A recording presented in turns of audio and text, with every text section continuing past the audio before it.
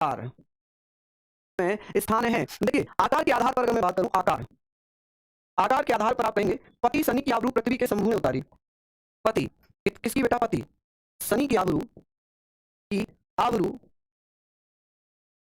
पृथ्वी के शंभु ने उतारी। किसने उतारी? शंभु ने उतारी।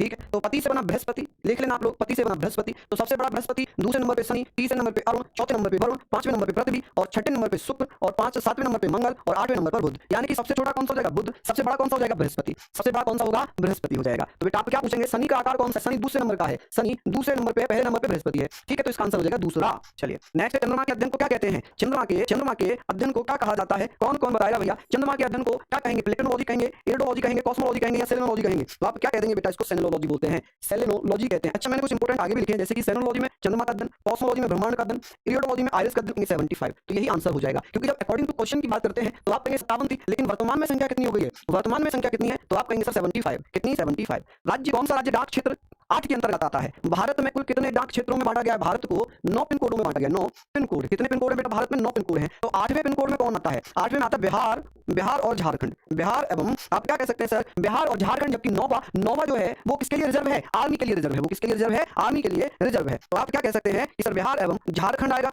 ठीक है जी। नौवा पिन कोड किसके लिए रिजर्व है? आर्मी के लिए रिजर्व है। किसके लिए? आर्मी के लिए। ठीक है, तो इसमें क्या हो जाएगा? बिहार आता है। कि सर ये बताइए पिन नंबर कितने का होता है? पिन नंबर होता है 6 अंकों का। कितने अंकों का? 6 अंकों का। पैन नंबर कितना होता है? पैन कार्ड नंबर 10 अंकों का। पैन कार्ड नंबर कितने अंकों का? 10 अंकों का। और बेटा आप कह सकते हैं सर आधार कार्ड कितने अंकों का होता है? आधार कार्ड, तो आधार कार्ड कितने अंकों का होगा? 12 अंकों का। कितने अंकों का? 12 अंकों का। क्लियर है यहाँ तक? अगला है कि बिहार के कौन से 3 जिले पश्चिम बंगाल सीमा पर स्थित हैं? बिहार के कौन-कौन से जिले हैं जो पश्चिमी सीमा पर स्थित होंगे? तो आप क्या कहेंगे मेरे बच्चे?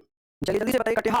कटिहार है, पूर्वी क्षेत्र में कटिहार लगता है, किशनगंज लगता है। इसमें आपको समस्या नहीं होगी। नैना को किस नगर के जेल में रखा गया था? हजारीबाग जेल में स्वागत किया। कोई बात नहीं, चलिए बता दीजिए। तो आप क्या कहेंगे सर? ये पट अंचल क्या है? छोटा नागपुर पठार प्रदेश है। छोटा नागपुर पठार प्रदेश में पड़ता है, जो कि झारखंड का क्षेत्र है। किसका? झारखंड का। लेकिन 1942 में जयप्रकाश नारायण को किस नगर के जेल में रखा गया था? हजारीबाग जेल में रखा गया था। और यहाँ से जेल की दीवार कूदकर फरार हो गए थे। दीवार कूदकर यहाँ से फरार हो गए। दीवार कूदकर क्या हो गया? यहाँ से फरार हो गए। ठीक है, नेक्स्ट, सिखों के 10वें गुरु गोविंद सिंह का जन्म कहाँ पर हुआ था? पानीपत, अमृतसर, दिल्ली या पटना? ये वही है जिन्होंने 1699 में खालसा पंथ की स्थापना की थी। किसकी? खालसा पंथ बनाया था। ठीक है, खालसा पंथ की स्थापना की और 1975 में ये 10वें सिख गुरु बन गए। कौन से? 10वें गुरु बने। ठीक है जी। चलिए अब यहाँ पर बात करते हैं। यहाँ हम बात करेंगे सर इनका जन्म कहाँ पर हुआ था? पटना में। कहाँ पर जन्म हुआ था इनका? पटना में। अब तो आप कहेंगे सर ये 1675 है बेटे, 1675। 1666 में इनका क्या होता है? जन्म हो जाता है। क्या हो जाता है? जन्म। मात्र कितने वर्ष में ये बन गए थे गुरु? तो 1675 में, बहुत कम एज में ये गुरु बन गए थे। लिखा बिहार का तुर्क सत्ता का वास्तविक संस्थापक कौन? पूछा है। चलिए बिहार में तुर्क सत्ता का वास्तविक संस्थापक पूछा, क्या इसका आंसर होगा? तो एक बार सभी लोग सेशन को जरा शेयर